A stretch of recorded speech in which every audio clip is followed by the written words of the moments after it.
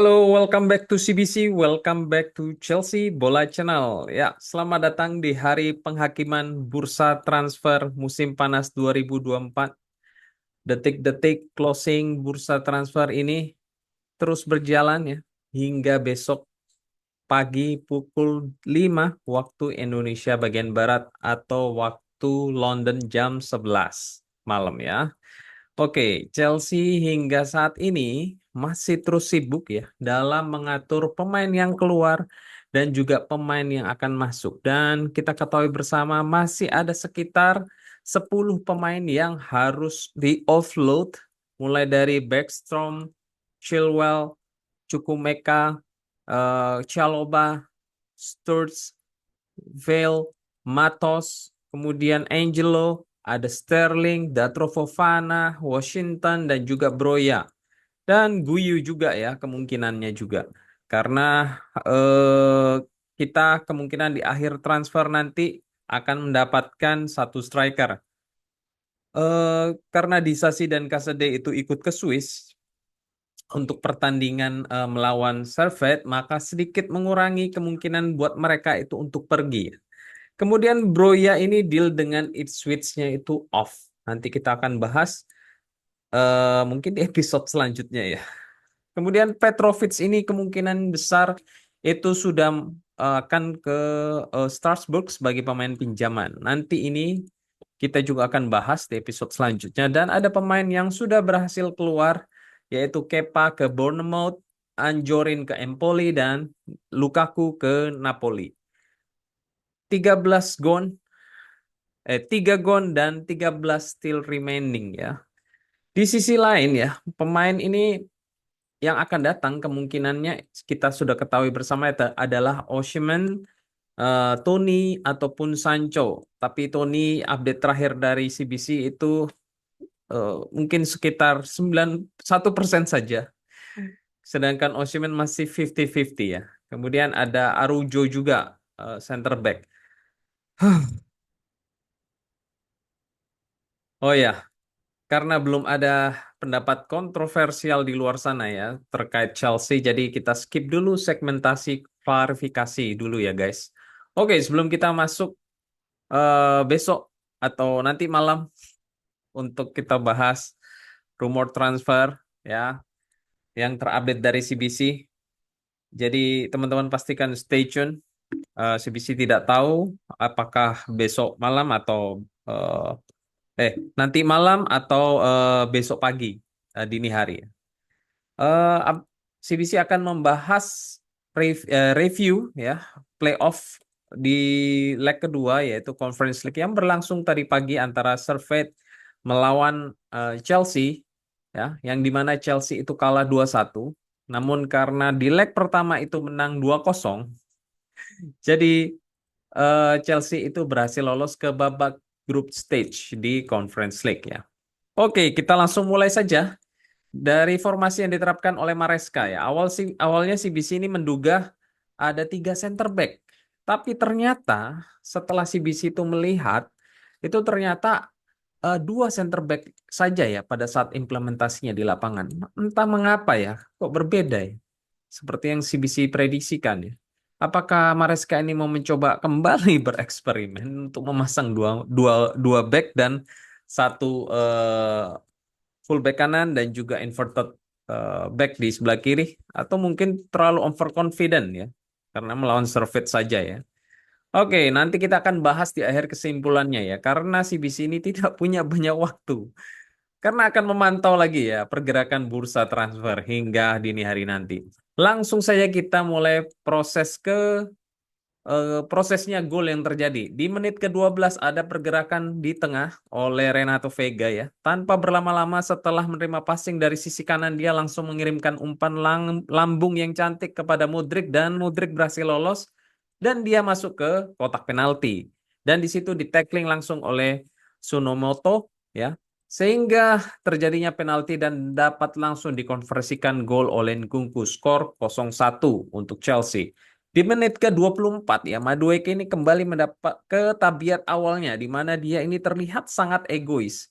Bisa dilihat ya di sini. Guyu itu berdiri sangat bebas ya, namun Madueke itu mengolah bola dan berusaha menembaknya ya.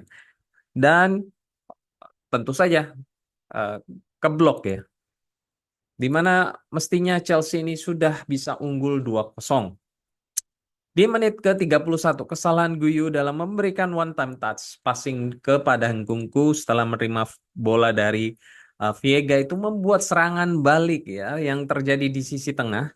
Karena Axel Disasi ini gagal melakukan intercept dan Badia Shield itu gagal menutup pergerakan dari Golemouth sehingga gol terjadi dan Jorgensen yang semestinya itu dapat menepis tendangan yang tidak begitu keras itu tapi gagal ya. Di menit ke-34 umpan terobosan kembali dilakukan Renato Vega kepada Nkunku namun Nkunku gagal menyelesaikannya karena finishingnya yang buruk ya. Kemudian di menit 40 umpan dari Mark Guyu ke Madueke tetapi Madueke ini tidak dapat menyelesaikannya saat berhadapan dengan kiper. Sepertinya Madueke ini sedang mengalami day off ya teman-teman. Di menit ke-42 ya, lagi-lagi ya, Disasi ini gagal melakukan pressing sehingga ketinggalan dan hampir mengakibatkan gol karena berhasil diblok oleh Jorgensen. Di menit ke-40, Madueke kehilangan bola saat running through the channel. Ini dapat dilihat ya. Jadi kembali ke setelan pabrik sepertinya. Di menit ke-49, semestinya Mudryk ini dapat mengolah bola lebih lama lagi dan mencari celah untuk passing. Tapi lagi-lagi decision makernya yang buruk sehingga dia memaksa syuting dan bolanya itu melambung tinggi. Aduh. Di menit ke-50 menerima umpan dari Nkunku, Marguyo itu hampir mencetak gol. Tapi karena penyelesaiannya yang buruk, tidak punya skill untuk mencoping bola, akhirnya dapat digagalkan oleh kiper. Di menit ke-52, Mudryk itu berhasil merebut bola, tapi kualitas syutingnya yang kurang bagus sehingga posisi tinggal satu back dan satu kiper ini dapat tidak dilakukan eksekusi dengan baik sehingga bola dapat ditepis dan tidak berhasil mencetak gol.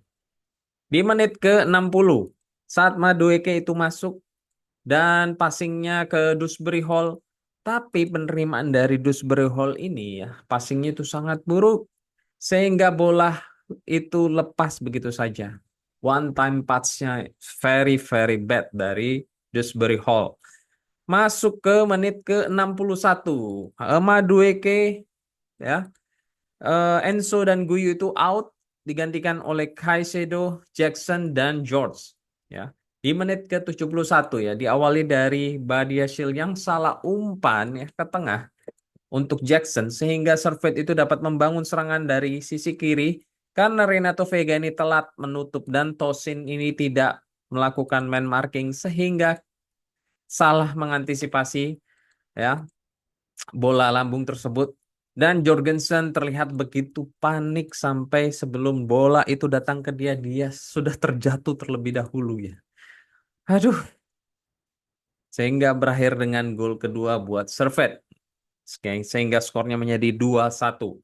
Di menit ke-76, serangan dari Palmer ini hampir membuat gol Chelsea. Namun Jackson posisinya offside. Seperti biasa, again ya. Jackson ini kembali ke tabiatnya offside. Trap itu dia terjebak di situ. Di menit ke-80 serangan dari Servette di sisi kiri itu dapat dipotong oleh Disasi. Namun salah heading. Untung saja blocking dilakukan oleh Tosin ya sehingga tidak berujung gol yang berakibat fatal ya sehingga menjadi skor 3-3.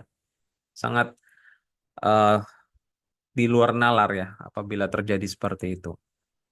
Dan menit ke-82 kombinasi cantik dari Ngunku Palmer ya. Sayang sekali tendangan Palmer ini mengenai Mister Gawang. Ya, ini yang CBC harapkan serangan kombinasi Ngunku dan Palmer itu dapat terus dilakukan oleh Enzo Maresca karena dua pemain ini adalah pemain yang sangat kreatif ya dan berpotensial untuk membangun serangan. Oke, kita tiba saatnya di kesimpulan.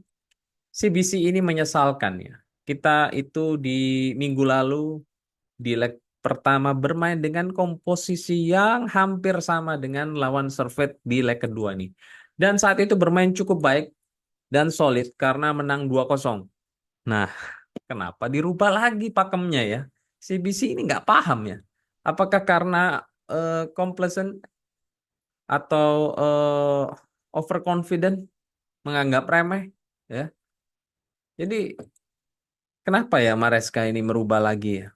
Karena di lini pertahanan kita itu otomatis terlihat kebingungan hanya saat dua center back. Karena saat kena counter ya, itu bingung siapa yang pressing, siapa yang zonal marking. Yang di mana biasanya ada tiga back. Salah satu itu bisa maju. Nah, mana lagi ketiga back ini bapuk semua, terutama di Sasi dan Badiashile.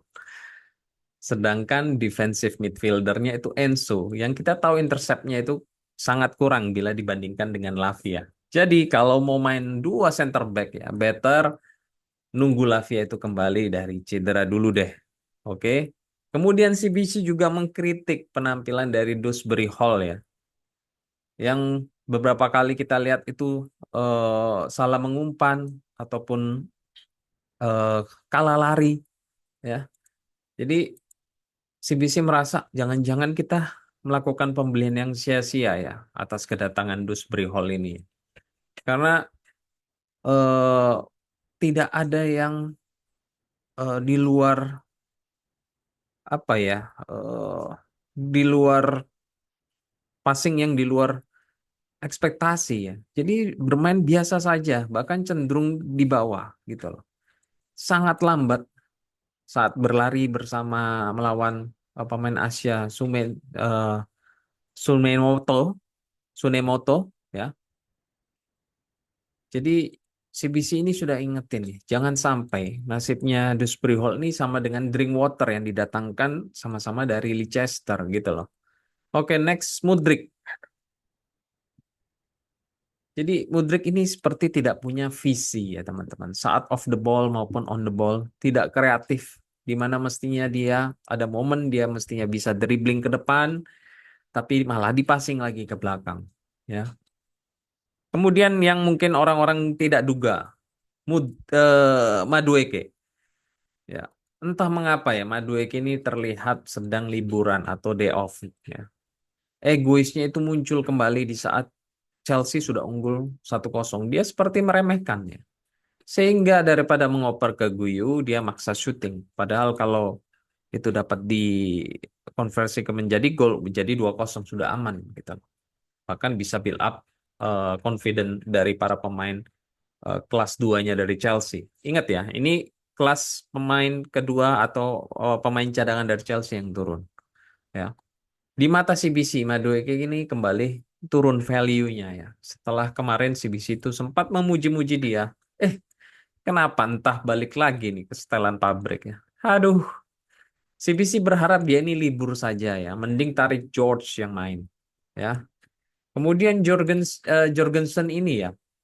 Sudah CBC bilang sebelumnya bahwa pada saat sebelum transfer itu ada sumber yang mengatakan bahwa Jorgensen ini panikan nih.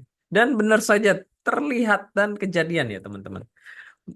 Bahwa dia saat menerima eh, tekanan saat gol dua terjadi, dia sangat panik sehingga bola belum meluncur ke dia, dia sudah jatuh terlebih dahulu ya. Jadi buat yang tidak CBC sebut ya, berarti itu bermain biasa saja, tidak menonjol juga ya, dan ya seperti yang kita harapkan bersama ekspektasi seperti Nkunku, Palmer, as usual ya. Mereka tetap outstanding, jadi tidak perlu CBC sampaikan di sini. Mereka sudah cukup bermain bagus ya. Kemudian Caicedo saat menggantikan Enzo, aduh sama saja ya. Tidak ada perubahan, tidak ada defensif yang lebih solid lagi sejak Caicedo itu masuk. Jadi CBC berharap ini Maresca ini dapat belajar lagi dalam mengatur komposisi tim dan hati-hati dalam merubah formasi. Apalagi kalau pemain yang diturunkan itu levelnya mediocre alias pemain kelas 2-nya dari Chelsea. Karena center back 3 itu lebih solid Jika bermainnya itu di Sasi, Tosin, dan juga Badiashile, jangan dirubah lagi lah, please. Ya, karena saat ada serangan-serangan yang terjadi ini, siapa yang maju, siapa yang bertahan itu bingung. Ya, jadi PR buat Maresca ini ya. Dan untuk Enzo ini tidak terlalu kelihatan di babak pertama, tapi masih sedikit lumayan fluid passing-passingnya. Sedangkan Caicedo yang tadi saya sebut saat menggantikan Enzo itu malah kebobolan gol kedua. Jadi better Lavia untuk defensive midfielder. Dan sayangnya kembali cedera ya. Hopefully dia akan kembali setelah eh, pertandingan dari Crystal Palace. Jadi please sekali lagi ya, jangan memainkan center back 2 dengan komposisi Tosin, Bisasi dan Badiashile. Kecuali itu ada Colwill dan juga Fofana, it's better ya. Mereka bermain 2 back. Jadi sudah cukup jelas ya kenapa itu Tosin tidak dipilih di atas Fofana ya teman-teman. Sekarang CBC ini bingung. Fofana saat ini kita lihat performanya itu tidak terlalu bagus. Kelihatan masih jet lag karena satu musim tidak bermain. Namun penggantinya ya, ketiga orang ini juga ternyata lebih parah teman-teman. Pertanyaan terbesarnya, layakkah Badia Shildisasi ya itu dipilih di atasnya Shaloba? Nah, yang saat ini diusir, ya. Teman-teman jawab sendiri deh ya. It really doesn't make sense. Oke, that's all di episode ke-37. Loh, kok sudah habis, Bang? Iya, beneran sudah habis ini. Karena itu bursa transfer terus berjalan. Jadi CBC ini akan kasih waktu dulu, ya. Karena masih perlu lagi eh, membaca recap berita yang masuk. We never know ya, apakah nanti malam atau dini hari nanti akan ada video baru dari CBC. Jadi teman-teman please stay tune ya. Terima kasih buat teman-teman yang selalu setia menonton channel CBC ini. Jangan lupa bantu support channel CBC ini dengan subscribe, like, dan share. Dan terima kasih semua buat teman-teman yang sudah komentar. Kita bertukar pikiran. Berusaha sebaik mungkin CBC akan membalas. Paling lambat ya 1 hari lah ya setelah teman-teman itu berkomentar. Dan thank you so much sudah menembus view mencapai 2.500 ya dari video kemarin, dan kita berharap channel CBC ini dapat terus berkembang dan dikenal oleh para fans dari Chelsea di Indonesia, di Malaysia, ataupun di luar sana ya. Timur Leste mungkin. Nah, makanya di video terakhir CBC menampilkan beberapa subtitle supaya teman-teman yang di luar itu juga dapat menonton channel CBC ini. Oke, that's all. Have a good day. Take care and keep the blue flag flying high. Come on, you blues.